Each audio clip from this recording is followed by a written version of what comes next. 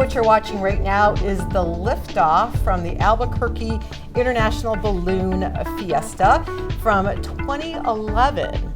There are over 500 hot air and gas balloons that lift off. More than 22 countries have participated in this, and it's just an amazing sight, something you want to put on your bucket list if you've never had a chance to see that. And actually 4 years ago this weekend, when that balloon fest started and those launches lifted off, one of those balloons landed right here in Kearney near the in the Platte River, right near Kearney. And two of the people that were involved with that, guess what, are with us in the studio this morning. I want to say good morning to Bill Manuel and also Phillip Daniels. Thank you, gentlemen, for being here all the way from Florida. Thanks for having us. You got your sweater on, you come dressed appropriately. That's right, that's right. So Bill, you were the pilot of one of those balloons that we saw lifting up. And Phillip, you were the, what's it called, the chase car that's watching him fly from Albuquerque to wherever he can go. Mm-hmm. So tell us about when you We like to give him a bigger title than that. I know, I know, balloonist himself. But tell us about that day when you guys lifted off. That was like October 3rd, 2011. That morning, it was a nice morning.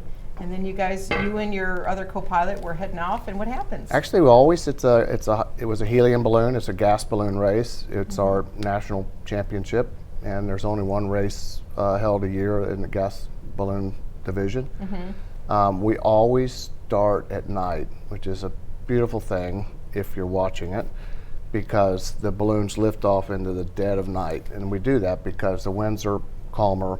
It's easier to inflate, and your chances of safe and lift off. Mm-hmm. But once you get up in the dark in a gas balloon, you're committed because you're not going to land till the next day how long safely. Does it take you to fill up the balloon then?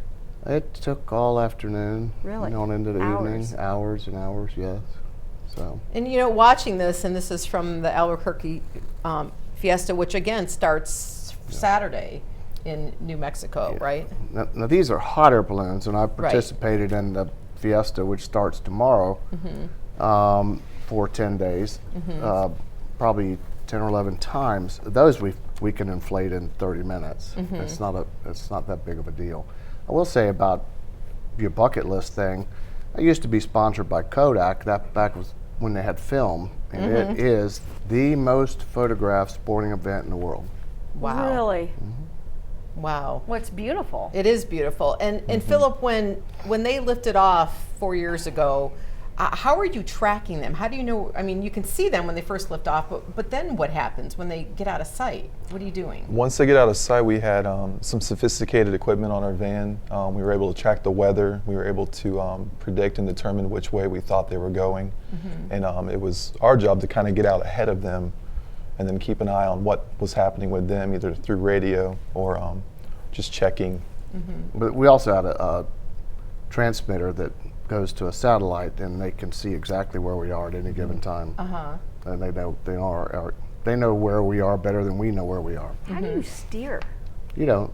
You just let the wind blow. Right, but you steer by altitude changes. The wind's not blowing in the same direction all the way up. Coming into Kearney, as a matter of fact, we were headed northeast, and when we came down to check the winds on the surface, we went northwest. So we took about a 90-degree left-hand turn once we got down to the surface. Well, you know, speaking of Kearney, and we're looking at some pictures here, and we'll get to these here in a second as well. I wanted to mention what these award ceremonies are for, but these pictures, you know, filling up the balloon and everything and getting ready. You know, there was Phillip and Andy, your co-pilot. Look at the equipment in the basket. You know, you're talking about the equipment and everything. You guys have a lot of equipment up there, but you can only have a certain amount of weight because you want only a look at, and you're sleeping. You have to sleep up there. Yep. So how comfortable is that? Not real. And it may be 15, 20 degrees at altitude where we're up. We go up to about 15 to 16, 17,000 feet. The first night we went through the valley all the way up the Rocky Mountain chain. It was very, very cold. So looked cold from the way you guys were bundled up. But then it was how many hours later till you were flying over our neck of the woods? 42 hours. 42 hours. And I want to show you a quick little sound bite from a video of when we realized that Bill and his co-pilot Andy were kind of flying over the Kearney area, and Phillip was trying to catch up with them. So take a look at this.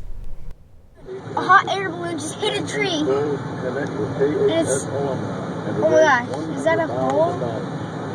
Hot air balloon. We've been following it, and it just hit a tree.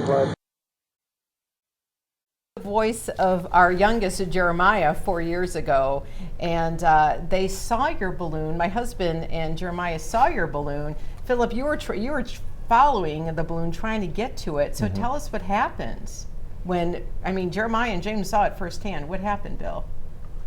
Well, you know, all the way here from Lincoln, I could only think there was just acres and miles of huge cornfields. Yes, true.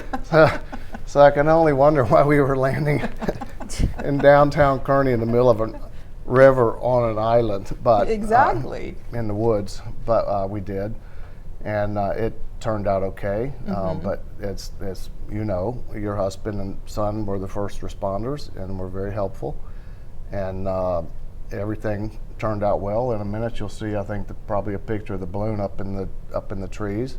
The owners of the property, the Broadfoots, came out and brought a chainsaw and an airboat and helped us off the island and cut the balloon out of the tree.